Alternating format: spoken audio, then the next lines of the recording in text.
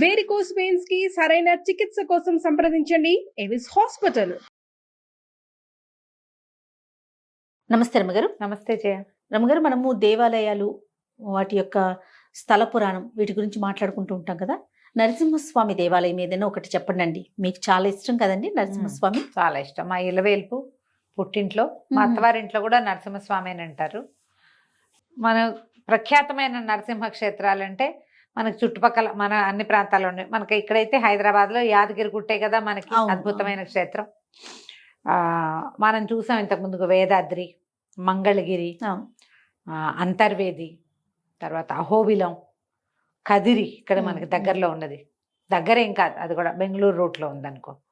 తర్వాత ఏమో మన సింహాద్రి అప్పన్న, పెంచలకోన లక్ష్మీ నరసింహస్వామి, ఇట్లా ప్రత్యేకంగా నరసింహస్వామి దేవాలయాలు ఉన్నాయి మనకి. సాధారణంగా నరసింహస్వామి అట కొండల మీద గుహల్లోనూ వెలుస్తాడని చెప్తారు. నరసింహుడు అంటే సింహస్వరూపుడు కదా స్వామివారు. తర్వాత తిరుపతి దగ్గర సింగిరి కోన అనే ఒక చోట కూడా కనపడతాడు ఆయన. పెంచల కోన ఎట్లాగో సింగిరి కోన కూడా నిలబడి ఉన్న దేవాలయం, నిలబడి ఉంటాడు లక్ష్మీ నరసింహస్వామి. ఎక్కువగా కొండల మీదే కొండల మీద ఉంటాడు. కొండ మీద, గుహలో, లోపలగా దట్టమైన అటవీ ప్రాంతాల్లో అలా ఉన్నట్టే కనిపిస్తాడు. ఈ నరసింహస్వామి ఎప్పుడు ఎలాంటి పరిస్థితుల్లో ఆవిర్భవించాడు, ఆయన యొక్క అస్తిత్వపు ప్రశ్న, విష్ణువు సర్వాంతర్యామి, ఎందుగలడు అందులేడని సందేహము వలదు చక్రి సర్వోపగతుండు అని చెప్పాడు ప్రహ్లాదుడు. ఎక్కడైనా ఉంటాడు భగవంతుడు, ప్రతి చోట ఉంటాడు. ఆ ఇందులో ఉంటాడా అని ప్రశ్నింపబడి అందులో ఉన్నాడని చూపించడం కోసం వచ్చాడు. ఆ కనిపించినప్పుడు ఒక మహోగ్రమైన స్వరూపంతో కనిపించాడు. అది పూర్తిగా హిరణ్యకశిపుని వధ కోసమే. అతన్ని ఇంకా లేకుండా చేయటం కోసం, అతను అడిగిన విపరీత వరాలకి అనుగుణమైన స్వరూపంతో, మనిషి కాదు జంతువు కాదు, ముఖము సింహస్వరూపం ఉండి, శరీరం మానవ శరీరం ఉండి, దేహం మానవ దేహంలాగా ఉండి నరమృగ రూపంతో కనిపించాడు.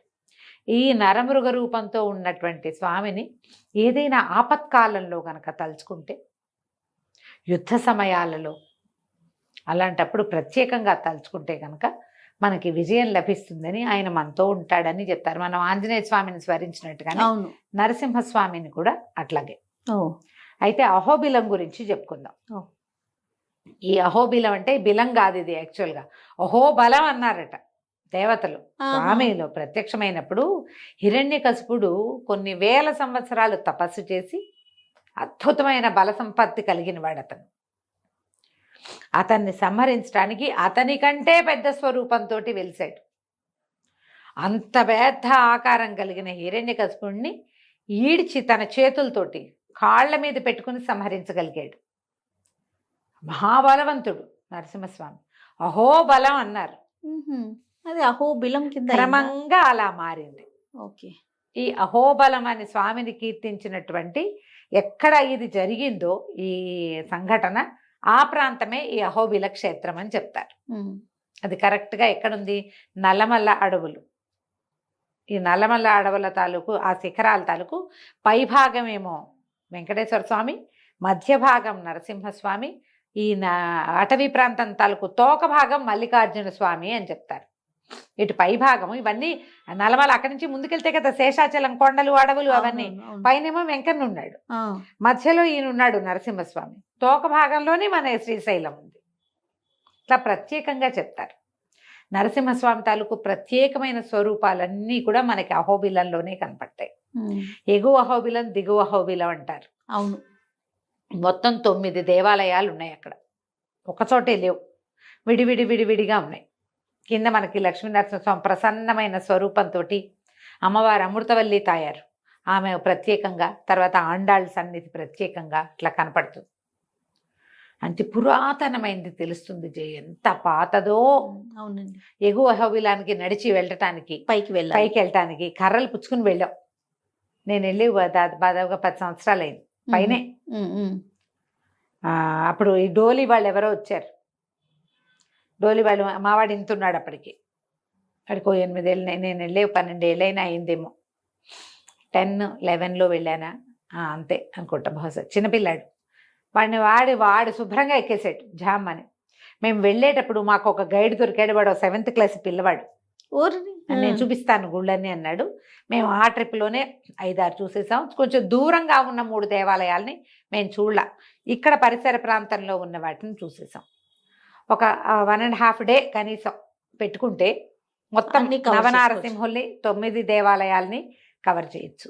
ఈ పై భాగానికి నడిచి వెళ్ళేటప్పుడు అంతా కొండగా ఉంది, రాళ్ళు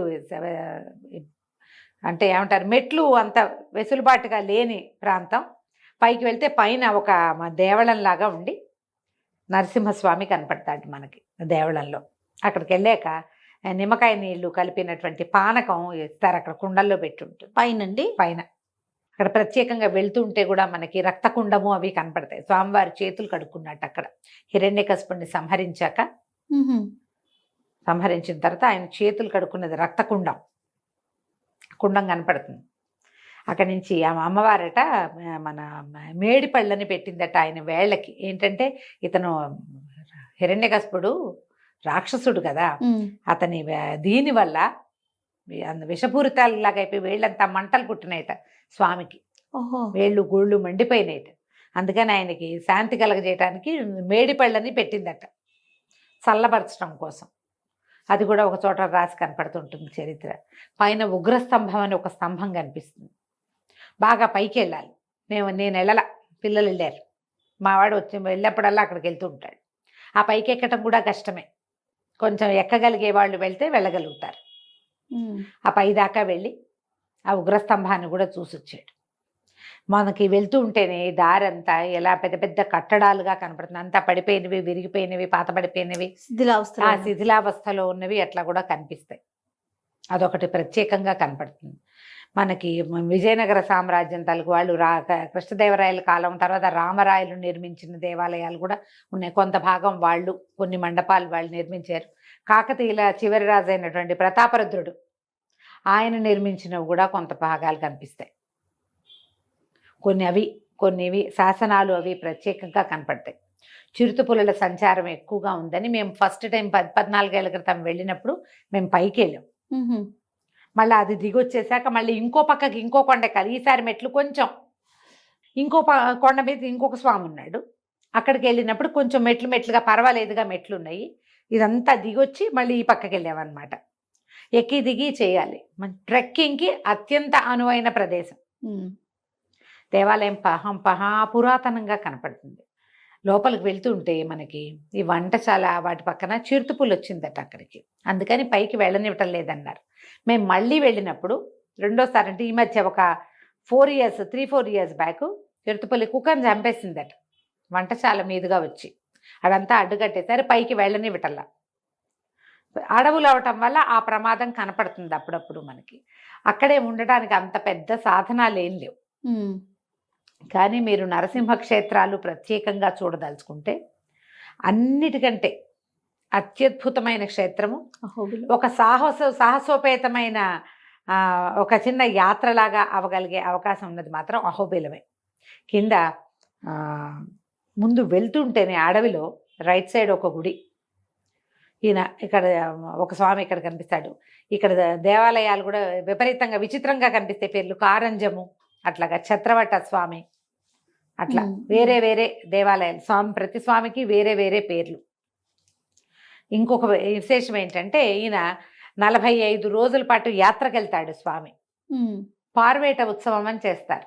ఈ పార్వేట ఏమిటి, ఈయన నరసింహస్వామిగా విష్ణుమూర్తి మారినప్పుడు ఆయన చెంచుగూడాల్లోకి వచ్చాడు. ఈ అడవుల వెంబడపడి తిరిగాడు కదా, చెంచులకి అల్లుడైపోయాడు ఆయన. చెంచులక్ష్మి అవతారం అదే చెప్పుకుంటాం కదా మనం. అయితే ఈ అన్ని చెంచుగూడాలకి వెళ్తాడట. ఫాల్గుణ మాసంలో కళ్యాణం చేస్తారు ఆయనకి. కళ్యాణానికి రమ్మని పిలవడానికి ఈ ఊళ్ళన్నిటికీ స్వామివారే స్వయంగా వెళ్తాడు. ఒక పల్లకి ఊరేగింపుగా వెళ్తుంది. పార్వేట ఉత్సవం 45 రోజుల పాటు చేస్తారు. దేవాలయంలో ఉండడు, బయటకు వచ్చేస్తారు. వచ్చేసి ఈ మొత్తం అన్ని గ్రామాల్లోనూ అర్చనలు అన్నీ జరుగుతాయి. అల్లుడికి జరుపుతారు వీళ్ళంతా, వాళ్ళ ప్రాంతపు అమ్మాయిని చేసుకున్నందుకు. అన్ని చోట్లకి వెళ్ళిన తర్వాత మళ్ళా తిరిగి వచ్చాక కళ్యాణం చేస్తారు. పార్వేట ఇప్పుడు మనం పార్వేట ఉత్సవాలు అన్ని దేవాలయాల్లోనూ చూస్తాం. స్వామివారు ఒకరోజు వెళ్ళొస్తాడు. మనం వెంకన్న కూడా వెళ్తాడు పార్వేటకి. అవును, ఒకసారి ఒకరోజే, లేదా కొన్ని చోట్ల దేవాలయాలు 3 రోజులు ఉంటుంది, అంతకంటే ఉండదు. ఈయనొక్కడు దేవాలయం విడిచిపెట్టి వెళ్ళిపోతాడు బయటికి. అంటే ఈ ఉత్సవ వరులు వెళ్తారనమాట. ఈ అహోబిలంలో ప్రత్యేకమైనది ఇంకోటి ఏంటంటే, మనం వినంగానే ఏదో పెద్ద స్వరూపంగా ఉంటామా, ప్రశాంతంగా ఉంటాడు స్వామి. కింద దిగువ అహోబిలంలో చాలా చక్కగా ఎంత ప్రశాంతంగా కనిపిస్తాడు. పైన ఉన్న ఆలయాల్లో, పైన ఉన్న మండపంలో మాత్రం ఈ మన హిరణ్యకశిపుడు హృదయ విదారణ కనపడుతుంది. అతను చీల్చిన ఇవి ఆ విగ్రహ స్వరూపం అట్లా మనకు చూపిస్తారనమాట. ప్రతి చోట ఎక్కాలి దిగాలి. నేరుగా మొట్టమొదటి దేవాలయం కూడా మనం కొంచెం ఎత్తుకి ఇట్లా కొండకి కనిపించినట్టుగా ఉంటుంది. వెళ్ళుంటావుగా? వెళ్ళాను రమ్మగారు, కానీ పైకి వెళ్ళలేదు. మీరు వెళ్ళినప్పుడు కుదిరి ఎక్కలేక వెళ్ళలేదు రమ్మగారు. అదే అప్పుడు మాకు కొంచెం చిన్నపిల్లలు, మేము కూడా పర్వాలేదు, నేను యాక్టివ్ గానే ఉన్నాను బాగా. కర్రలు ఇచ్చారు, మళ్ళీ ఆ కర్రలన్నీ అక్కడ అప్పచెప్పామన్నమాట. కొంచెం ఈ పులుల భయం లేని రోజుల్లో గనక వెళ్తే, మొన్న కనుక వెళ్ళనిస్తే 3-4 గంటల క్రితం మళ్ళీ పోయేవాళ్ళు. మా పిల్లలు ఇంకా పెద్దవాళ్ళు అయిపోయారు అప్పటికి, బాగా ఎక్కేవాళ్ళం. నాకు ఆ ఎక్కే సరదా కూడా ఉంది. ఫస్ట్ టైం వెళ్ళినప్పుడు జయ, ఇప్పుడు మళ్ళీ గుర్తొచ్చింది నాకు, మహానంది వెళ్ళి అక్కడి నుంచి ఇక్కడికి వెళ్ళే ప్లాన్ అన్నమాట. అహోబిలం వెళ్ళే ప్లాను. ఈ మహానంది వెళ్ళే లోపల మా కారు కనీసం 9 సార్లు పంచర్ అయింది జయ. ఇక బయలుదేరిన దగ్గర నుంచి పంచర్లే అనుకో. ఇది తీసి అది పెట్టి, అది తీసి ఇది పెట్టి, 2 టైర్లకి పంచర్లు చేయించి అయినా కూడా వెళ్ళాం. మహానంది చేరి, మహానందిలో రాత్రి కారు పూర్తిగా సెట్ చేసుకుని, మహానందిలో దర్శనం అయ్యాక రాత్రి అక్కడ పడుకుని, పొద్దున్నే లేచి అహోబిలం బయలుదేరాం. కానీ అహోబిలం రానిచ్చాడు మమ్మల్ని, ఏమనలా. ఈ మహానంది సూపర్ గా జనం చాలా తక్కువ ఉంటారు. ఎప్పుడో ఒకసారి కొంచెం కాస్త కనపడతారు. అవును, ఎక్కువగా అనిపించారు. అంటే ఉత్సవాలు అలాంటప్పుడు ఉంటారేమో కానీ అంత ఎక్కువగా ఏమి ఉండరు, అంత ఎక్కువ లేరు. చాలా విశేషంగా కనపడుతుంది. ఇక్కడ ఏంటంటే పౌర్ణములు అవన్నీ విశేషంగా చేస్తారు, ప్రత్యేకంగా కనిపిస్తుంది, బాగుంటుంది. మీ అవకాశాన్ని బట్టి అహోబిలం వెళ్ళండి. నేను దేవాలయం గురించి ఇంకా చాలా విశేషాలు నేను చెప్పట్లేదు, బ్రీఫ్గానే చెప్పాను. అవునవును, నేను మధ్యలో నా ట్రిప్ సంగతి కూడా చెప్పాను కదా. మనం కర్నూలు జిల్లాయే, హైదరాబాద్ నుంచి ఆటే దూరం ఏం కాదు. అయితే కొంచెం ఎక్కువ మంది గ్రూపుగా వెళ్తే గనక ఎక్కువ ఇంట్రెస్టింగ్గా ఉంటుంది. మనం ఒకళ్ళవే ఇద్దరమే వెళ్ళినా, ఫ్యామిలీతోటి 2-3 వెళ్ళినా కూడా కొంచెం మరి ఒంటరిగా ఉన్న భావాలు వస్తాయి. మనం 10-15 మంది కలిసి కనుక వెళ్తే 1-2 సత్రాలు ఉన్నాయి. కింద పున్నమి రెస్టారెంట్ ఉంది. ఆ రోజు మేము అక్కడ భోజనం చేసాం. అవును, పున్నమి రెస్టారెంట్ ఉంది. మీ అవకాశాన్ని బట్టి ప్లాన్ చేసుకుని ఒక ట్రెక్కింగ్ యాత్రలాగాను, అద్భుతమైన నవనారసింహ క్షేత్రంగాను అహోబిలాన్ని దర్శించి రావచ్చు. తప్పకుండా రమ్మగారు. నమస్తే. నమస్తే జయ.